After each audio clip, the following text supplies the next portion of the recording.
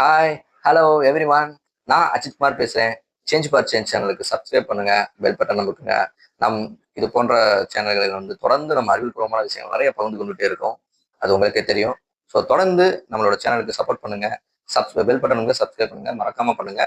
So வாங்க போகலாம் நம்மளுடைய சேனலுக்கு. அழகு இருக்கிற இடத்துல தான் ஆபத்தும் இருக்கும், ஆபத்து இருக்கிற இடத்துல தான் அறிவியலும் இருக்குங்க. அது என்ன அப்படின்றத நம்ம கேட்கலாம்.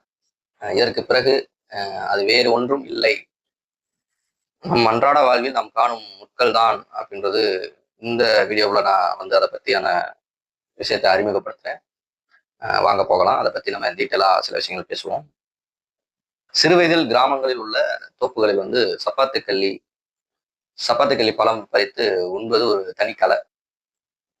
அதன் முட்கள் ஒழுங்கற்று வெவ்வேறு திசைகளை இருப்பதை நம்ம பார்த்துருப்போம். அது வெவ்வேறு சாய்வு கோணத்துல அதை நம்மளோட கைகளை வைத்து அப்பளத்தை பறிக்கிறது என்பது பறிச்சுதான். இல்லைன்னா நம்ம கையை அந்த முள்ளு குத்திரும். எலுமிச்சை பழத்தை கூட நம்ம பறிக்கும்போது இப்படித்தான் கவனமாக நம்ம இருக்க வேண்டியதா இருக்கும். வெவ்வேறு வண்ணங்களில் இருக்கக்கூடிய அந்த பூக்கள் எவ்வளவு அழகோ அதே போல வெவ்வேறு அளவுகோலில் வெவ்வேறு வடிவங்களில் தாவரங்களுக்கு இருக்கக்கூடிய அந்த முட்கள் என்பது அழகுதான் அப்படின்னு சொல்லுது.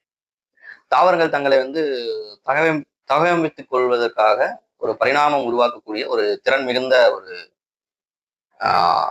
அதே வேளையில சிறந்த வழிமுறைகள் தான் இந்த முட்கள் அப்படின்றதான் ஒரு பள்ளியில் நம்ம படிக்கக்கூடிய இன்னைக்கு இருக்கக்கூடிய இயற்பியல் இருந்து ஆரம்பிச்சு அறிவியல் கூடத்தில் இருக்கக்கூடிய அறிவியல் வரை பல்வேறு விஷயங்களை முட்களில் இருந்து தான் நாம புரிஞ்சு விசையை விட அழுத்தமே ரொம்ப ஒரு முக்கியங்க. அதுதான் ஒரு மிகப்பெரிய ரோல் அப்படின்றத பத்தி நம்ம இன்னைக்கு பேசுறோம். அதை பத்தி டீட்டெயிலா சொல்றேன். தாவரங்கள் உண்ணும் உயிரினங்களிடமிருந்து பாதுகாத்துக் கொள்வதற்காக தாவரங்கள் இந்த முட்கள் காணப்படுது என்பது ஒரு அடிப்படையான உண்மை. இதன் கூர்மை மிக எளிதாக என்ன செய்யணும்னா தோலை கிழிச்சு உள்ளே சென்றக்கூடிய அளவுக்கு கூர்மையானது அதோட முட்கள்.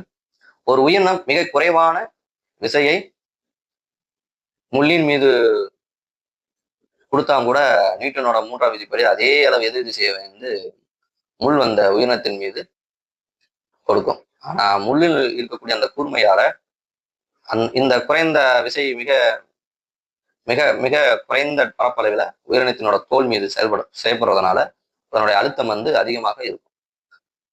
அதனால் சடார்னு தோலை கிழிச்சிடாது. இதனால் உயிரினங்களினோட முட்கள் நிறைந்த அந்த தாவரங்களை அதிகம் உண்பதை தவிர்க்கின்றன அப்படின்றதான் உண்மையான விஷயம். மிக குறைந்த உயிர் நிறையை கொண்டு அது எதிரியை சமாளிக்கக்கூடிய ஒரு கருவிதான் தாவரங்களுக்கு இருக்கக்கூடிய அந்த முட்கள். அடுத்ததான் நம்ம பார்க்கறது பார்த்தோம் அப்படின்னா முள் நிழற்குடை. அதை பத்தி தான் நம்ம டீட்டெயில்ஸா பார்க்க போறோம். மிகுந்த வெப்பம் உள்ள இடத்துல பாத்தீங்க அப்படின்னா, அதாவது பாலைவனங்களில் உள்ள தாவரங்கள் இலைகள் மீது இருக்கக்கூடிய அந்த தண்டுகளின் மீது இலைகள் மீதா இருக்கட்டும், தண்டுகளின் மீதா இருக்கட்டும், இந்த முட்கள் என்பது ஒரு குறு நிலைகளை உருவாக்கி வெயிலிருந்து தாவரங்களை பாதுகாக்கிறது தான் அப்படின்றது ஒரு சிறப்பான விஷயம். அதே போல அந்த கூர்மனை சூரிய ஒளியை சிதறடித்து வெப்பம் கவரப்படுவதை குறைச்சிக்கிட்டு இருக்கு அப்படின்றதான் ஒரு உண்மையான விஷயம். அடுத்ததான் பார்த்தோம் அப்படின்னா இயந்திரவியனோட உறுதித்தன்மை அப்படின்றத பத்தி பார்ப்போம். முட்கள் மேலிருந்து கீழ் வரை ஒரே தடிமனையில் தான் இருப்பதே கிடையாது. அது எப்பயுமே நல்லா தெரிஞ்சுக்கணும். மேல்முனை ஒரு கூறாக இருந்தாலும் ஒரு அடிப்பகுதி நோக்கி அதனோட அடிப்பகுதியை நோக்கி வரும்போது தடிமன் அதிகமாகி கொண்டே கூம்பு வடிவில் அது இருக்கும். உயிரினங்களோட தோல் மாட்டி இழுக்கப்பட்டு இந்த கூம்பு வடிவத்தால் இருக்கக்கூடிய அந்த முட்கள் எளிதில் முறிந்து விடாமல் இருக்கிறதுக்கு தான் செயல்படுது. சில தாவரங்களில் இருக்கக்கூடிய முட்கள் எப்படி இருக்கும் பார்த்தோம் அப்படின்னா கொஞ்சம் வளைஞ்சும் கொடுக்கும், தன்மையோடும் அது காணப்படும். இந்த மீள்தன்மையை எளிதில் உடைவதை அது தடுக்குது அப்படின்றதான் அந்த மீள்தன்மை அப்படின்றத ஒரு விஷயம். அடுத்ததா பார்த்தோம் அப்படின்னா ஆவியாதலை குறைக்கிறது அப்படின்றத பத்தி நம்ம பேசணும். தண்டுகளில கிளையில இருக்கக்கூடிய முட்கள் அந்த இலைகள் கொஞ்சம் அடர்ந்த எண்ணிக்கையில் இருக்கக்கூடிய முட்கள் என்று அழைக்கப்படுகின்றன. அதாவது சப்பாத்துக்களை இலையில் இருப்பது அது ஒரு ஸ்பைன் வகை தான். இது எதிரிகளிடமிருந்து பாதுகாக்கிறதுக்காக மட்டும் இல்லாம சப்பாத்திற்கல்லின் மேற்பரவு வேகமாக அந்த வீசக்கூடிய அந்த காற்றினோட வேகத்தை வந்து அதனோட அடர்த்தியை வந்து இந்த முட்கள் என்ன செய்யும்னா மட்டப்படுத்திடும். ஒருவேளை இந்த முட்கள் வந்து இல்லைன்னு வச்சுக்கோங்களேன், இலையினோட அடியில் வந்து ஒரு நீராவி வடிவத்துல வந்து ஏதாவது ஒரு நீராவி வடிவத்துல இருக்கும். அதாவது ஈர்ப்பை காற்றை வீசும் காற்று, ஈரப்பத காற்று, வீசும் காற்று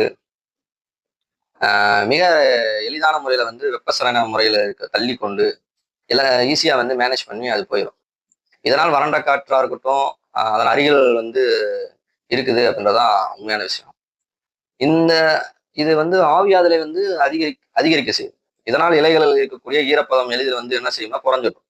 ஆனால் ஸ்பைன்ஸ் இருப்பதால் வீசக்கூடிய காற்று வேகம் வந்து குறைஞ்சிரும். இலைகளினோட மேற்பரப்பில் உள்ள ஈரப்பதம் கொண்ட ஒரு காற்றை வெப்பசலனம் வந்து என்ன செய்யும்னா தள்ளிக்கிட்டே போகும். அது போவதை கொஞ்சம் அந்த தள்ளிட்டே போறதை வந்து குறைச்சிக்கிட்டே போகும். எனவே வந்து நம்ம ஒரு விஷயம் புரிஞ்சுக்கிறோம். ஈரப்பதம் உள்ள ஒரு காற்று கிட்டத்தட்ட ஒரு நிலைக்காற்று போல முட்களின் அருகில வந்து இருக்கிறது அப்படின்னு. இந்த ஈரப்பதம் உள்ள வந்து இந்த நிலைக்காற்று வந்து இலைகளில் இருந்து ஆவியாதலை வந்து ஒரு தடுக்குது அப்படின்றதான் ஒரு விஷயம். பாருங்க, ஒரு சாதாரண தாவரங்களின் முட்கள் இருக்கிறது எவ்வளவு இயக்கங்கள் நடக்குதுங்க. ஏன் சாய்வான கோணத்துல இருக்குது அந்த முட்கள் அப்படின்றத பத்தியும் நம்ம பேச போறேன்.